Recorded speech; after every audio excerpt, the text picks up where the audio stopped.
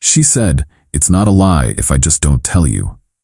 After I found out she spent the weekend with her ex, I replied, "Interesting philosophy." Then I changed the locks. It wasn't a breakup, since I just didn't tell her. I, 31 male, learned something valuable last week. Sometimes people teach you exactly how they want to be treated. Been with Sloane, 29, for about 18 months. She moved into my condo 6 months ago. Not officially on the lease, but she'd been paying half the utilities and groceries. I thought things were solid. 2 weeks ago, she tells me she's going to visit her sister for the weekend. Her sister lives about 3 hours away, just had a baby. Made sense. "Have fun with the baby," I said. "Tell Marcy congrats from me." She kisses me goodbye Friday morning. "Don't wait up Sunday. Might be late depending on traffic." Cool. I had plans anyway. Fantasy football draft with the guys Saturday. Some house projects Sunday. Saturday afternoon, I'm at Buffalo Wild Wings with my league. My buddy Terrence shows me something on his phone. "Yo, isn't that Sloane?" Instagram story from some girl I don't know. But there's Sloane in the background at what's clearly a cabin with her ex, Bryce. My blood goes cold, but I keep watching the draft. Take a screenshot though. "You good?" Terrence asks. "Yeah, just processing." "Want me to do some digging?" Terrence's girlfriend follows everyone. She's like Instagram FBI. "Yeah, thanks man." By the end of the draft, I've got the full picture. The girl who posted is Bryce's sister.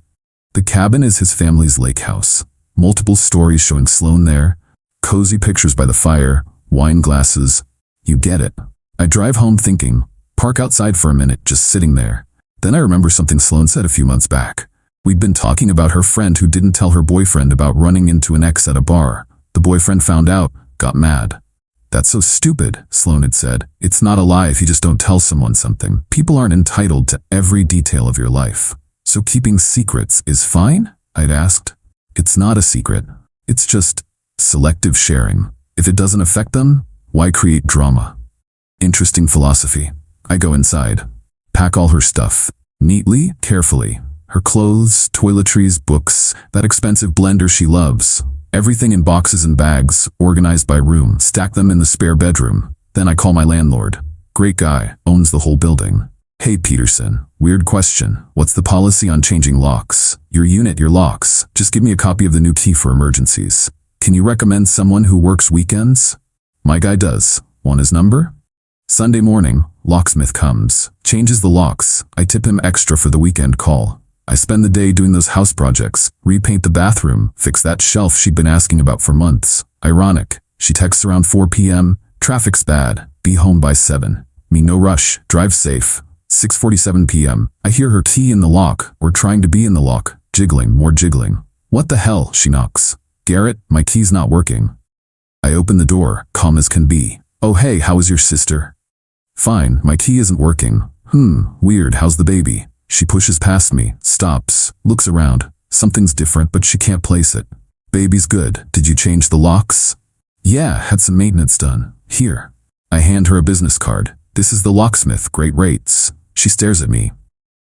"Why would I need a locksmith? For wherever you're living now." The silence is beautiful. "Excuse me? Your stuff's in the spare room, all packed. Even bubble-wrapped your wine glasses." "Garrett, what are you talking about?" "Oh, I'm using your philosophy. It's not a breakup if I just don't tell you, right?" Her face cycles through confusion, anger, fear, back to confusion. "I don't." "What?" I pull out my phone. Show her the screenshot. Marcy's cabin looks different than I remember. She goes pale. How did you?" "Doesn't matter. What matters is you taught me something. Not telling someone something isn't lying, right? So I didn't tell you we were done, just like you didn't tell me about Bryce's lake house." "Garrett, let me explain." "No need. Your stuff's ready. I'll help you load your car." "You can't just kick me out. I live here." Lived. Past tense. "This is illegal. I have rights." "You're not on the lease. You're a month-to-month guest. But hey, if you want to make it legal, we can wait 30 days. Of course, I'll need rent for this month. Full rent, $1,800. She's doing the math. She can't afford it.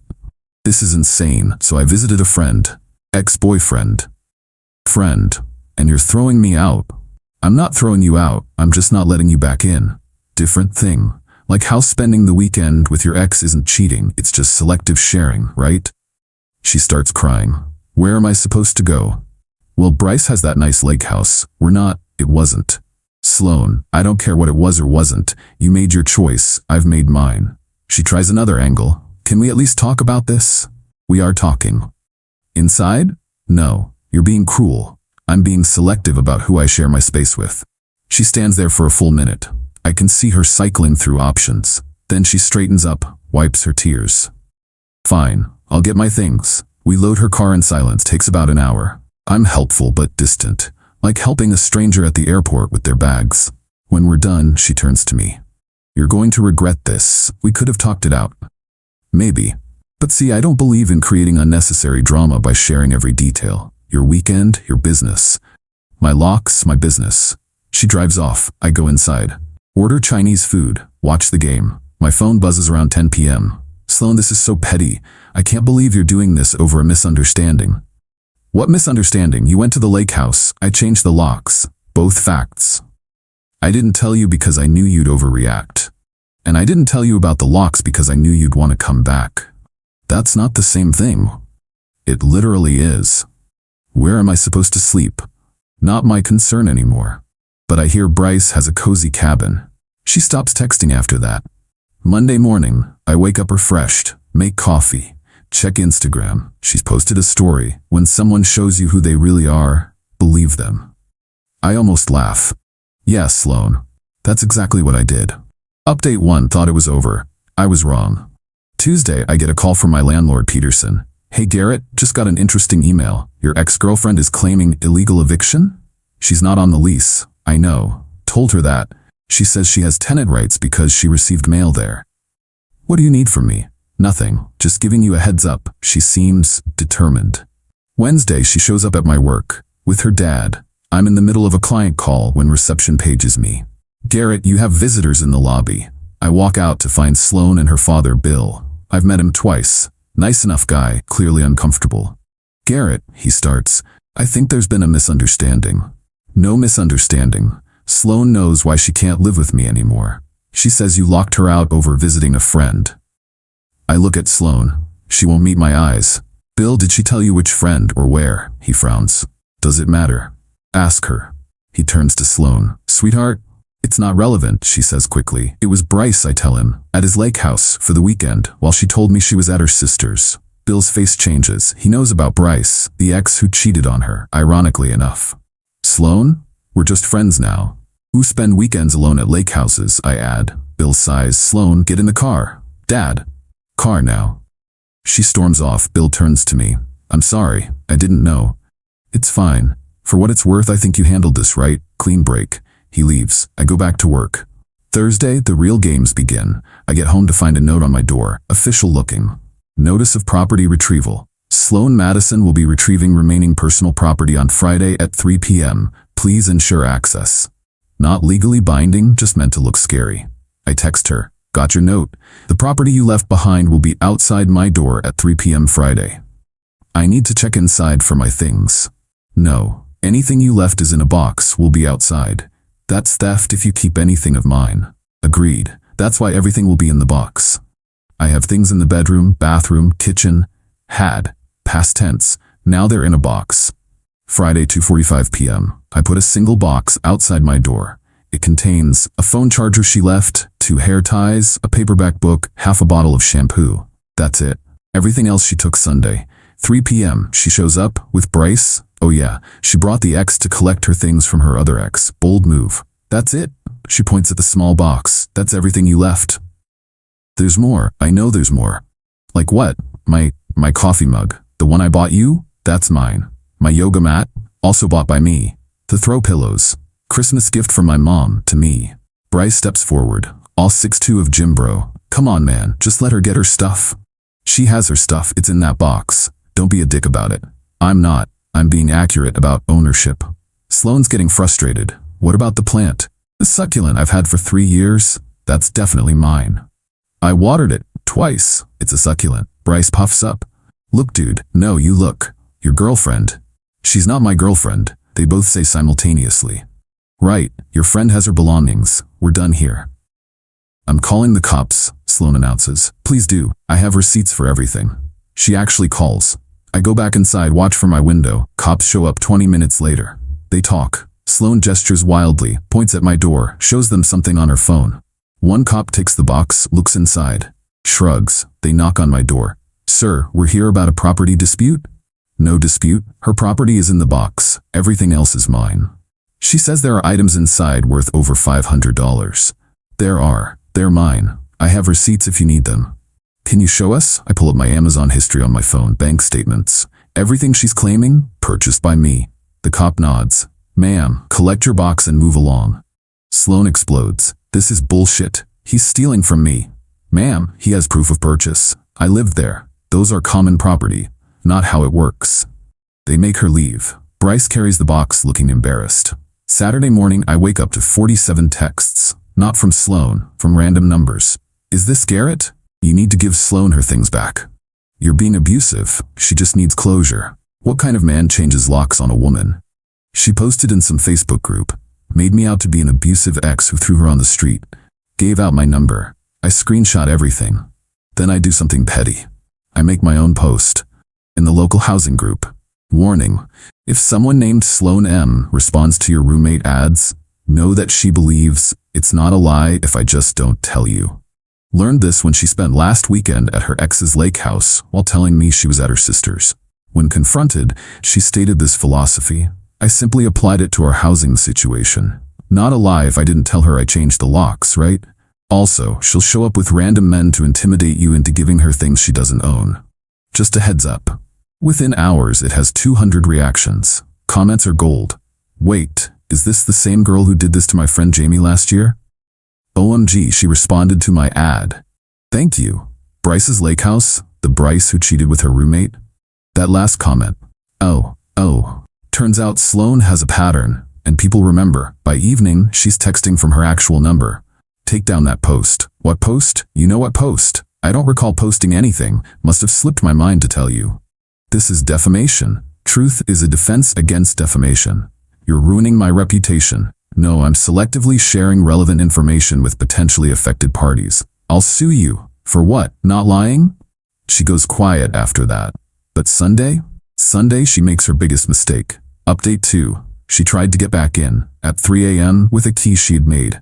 Yeah, she went there. Lucky for me, when I changed the locks, I also installed a security bar and cameras. The whole setup cost maybe $200. Best investment ever. Motion alert wakes me up. There's Sloan, creeping up to my door. She's wearing all black like some bargain bin ninja. She pulls out a key, tries it in the lock. When that doesn't work, different lock type entirely, she tries to jimmy the door.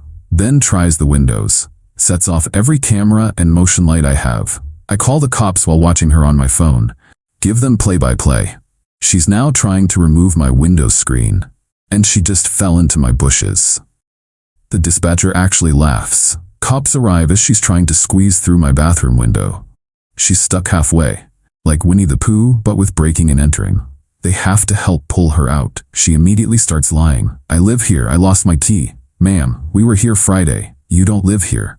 I was just trying to get my medicine. He won't give it to me. What medicine? My anxiety medication. I come outside in my pajamas. She doesn't have any medicine here. Also, hi again, officers. They look tired. Sir, you want to press charges? Absolutely. What? Sloan screeches. For trying to enter my own home? For attempted breaking and entering. I have it all on camera. They arrest her. As they're putting her in the car, she yells, "This is because of Bryce. You're jealous." No, this is because you tried to break into my house. I have nowhere to go. Should have thought about that before the lake house. Monday morning, I get a call from a number I don't recognize. Almost don't answer, but curiosity wins. Is this Garrett? Who's asking? This is Marcy, Sloan's sister. The sister she was supposedly visiting. Hi, Marcy. I just wanted to apologize. I had no idea she was using me as an alibi. Not your fault. Actually, it partly is. I need to tell you something. Interesting. This isn't the first time. Last year, when she was dating Jamie, she used visiting me as cover to meet up with Bryce then too. Jamie. The comment from the housing post makes sense now. Did Jamie find out? Eventually. Sloan convinced her she was crazy, paranoid. Jamie actually apologized to her. Then Sloan moved out anyway, stuck Jamie with the lease. Wow. Yeah, when I saw your post, I realized she's doing it again. I'm done covering for her, even unknowingly. I appreciate you telling me. There's more. She called me yesterday, wants me to lie, say she was with me that weekend, offered to pay me. How much? $500. Where does she get that kind of money? Good question. Sloan works retail, lives paycheck to paycheck, or so she told me. No idea. Well, I said no, and I'm willing to testify if needed. About this pattern. Thanks, Marcy. Really? Good luck. And Garrett, change your locks again. She had copies made of every boyfriend's keys. It's a thing with her. Jesus Christ. I call the locksmith again. He laughs. Back again? Different locks this time. The most pig-proof you have. Bad breakup, the worst. While he's working, I get an email. From Bryce. Bro, this is awkward, but I need you to know, I didn't know she had a boyfriend. She told me you guys broke up months ago. She showed me texts from you being cruel to her. I believed it. Finding out she lied makes sense though. Same thing happened when we dated. She'd disappear. Say she was with family. Found out later she was seeing someone else. I'm done with her. Thought you should know she's been telling people you're abusive. Showing fake screenshots. Be careful. Fake screenshots, of course. Tuesday, Sloan's out on bail. Her dad paid it. He texts me, Garrett, I'm sorry, we're getting her help. Please be patient with the legal process. I respond, I'll leave it to the lawyers. Good luck. Wednesday, I get served. She's suing me for illegal eviction, theft of property, emotional distress, defamation. Her lawyer seems budget. The paperwork has typos. I hire a real lawyer, Catherine Chen, recommended by my coworker. She looks at the lawsuit and actually snorts. She broke into your house after you legally removed her as a guest? Tried to. Got stuck in a window. This is beautiful. Countersuit? What are my options? Trespassing, attempted B&E, harassment, defamation for the fake screenshots. All of it. My kind of client. Thursday, Sloan does something spectacular. She goes on social media claiming I'm stalking her. Had to file a restraining order against my ex. He won't stop contacting me, following me. Broke into my new place. So scared. Problem, I haven't contacted her once. Haven't been near her. Have alibis for everything. Bigger problem, she accidentally includes a photo that shows her inside my apartment. Recent photo. After I change the locks, my lawyer is ecstatic. She just admitted to breaking in before. This is Christmas. Friday, court hearing for the criminal charges. Sloan shows up in a neck brace. A neck brace. Claims she was injured falling into my bushes. Judge isn't buying it. Ma'am, remove the brace. I can't. Doctor's orders. Then provide documentation. She can't. Remove it or be held in contempt. She removes it. No marks. No bruising. Judge is not amused. Prosecutor plays my security footage. It's damning. She's clearly attempting to break in. Falls in the bushes, gets up fine, tries again. Her lawyer argues she was confused and thought she still lived there. Judge, despite being told by police, landlord, and tenant that she didn't, she was emotional. That's not a defense. Sloan pleads no contest to attempted trespassing. Gets probation, mandatory therapy, and a restraining order. She has to stay 500 feet from me and my home. As we're leaving court, she breaks the order immediately. Runs up to me in the parking lot. I hope you're happy. You ruined my life. Sloan, you're violating the... I don't care. You stole everything from me. My home, my reputation, my... Court security intervenes. Back before the judge. Miss Madison, you violated the order within, checks watch, 12 minutes. Impressive. Jail time, 30 days. Her dad looks defeated. Won't make eye contact with anyone. That weekend I finally relax. Change locks one more time to smart locks with codes, install more cameras, and settle in for peace. Then I get a DM on Instagram. From Jamie, her ex before me. Hey, saw everything that went down. I know we don't know each other but thought you should see this. She sends screenshots. A conversation between Sloan and some guy from 2 months ago. While we were together, planning a weekend trip, using visiting her mom as cover. There's more if you need it for court. She did this constantly. I have proof of at least 6 times. 6 times in how long? We dated for 10 months. Jamie adds, answering my unasked question. I save everything. Forward to my lawyer. Catherine responds, this establishes pattern behavior. Perfect for the civil case. The civil case, where Sloan is suing ME for ruining her life. Next court date is in 3 weeks. Sloan will be out of jail by then. But something tells me she won't stop. People like her never do. They just find new targets, new lies, new ways to be the victim. But here's what she taught me. It's not a lie if you just don't tell someone something. So I didn't tell her about the additional cameras. The ones that caught her trying my windows last month before the arrest. The ones that caught her taking packages off my porch. The ones that caught her teeing my car. My lawyer will tell her. In court, in front of everyone. It's not a lie, it's just selective sharing of evidence. And timing? Well, that's everything.